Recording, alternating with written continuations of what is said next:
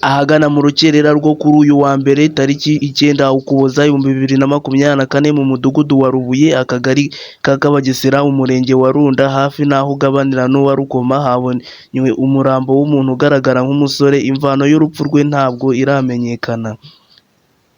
Amakuru dukesha bamwe mu baturage b'akagari ka Kabagesera akanemezwa n'ubuyobozi bw'umurenge wa Runda nuko uyu murambo wagaragaye ubonywe n'abaturage bahanyuze, ariko nta makuru cyangwa icyaba cyateye urupfu aramenyekana, ndetse n'imyirondoro ye nyakwigendera ntiramenyekana.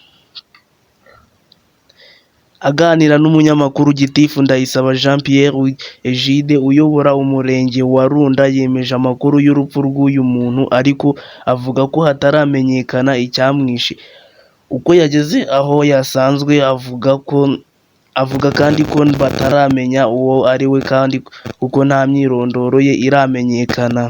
Yagize ati "Amakuru twayamenye mu gitondo ahagana saa 10 n'igice twayahawe n'abaturage, kugeza ubu ntaramenyekana, nta myirondoro turamenya, ariko turi gukorana n'inzego dukorana kugira ngo hamenyekane amakuru y'ibanze, nta yandi makuru dufite."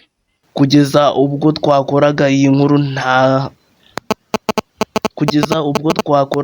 nkuru ahagana ku isaa 4 z'uyu wa mbere, inzego zitandukanye zirimo urwego rw'igihugu rw'ubugenzacyaha RIB ndetse na polisi bari bakiri ahabonetse uyu murambo.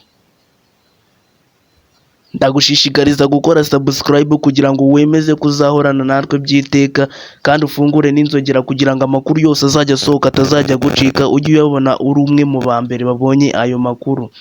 Ntiwibagirwe gushyiraho na like kugira ngo YouTube yohereze video yacu ku bantu benshi cyane, nabo bamenye amakuru nk'ayo ngayo abateye agahinda ababaje.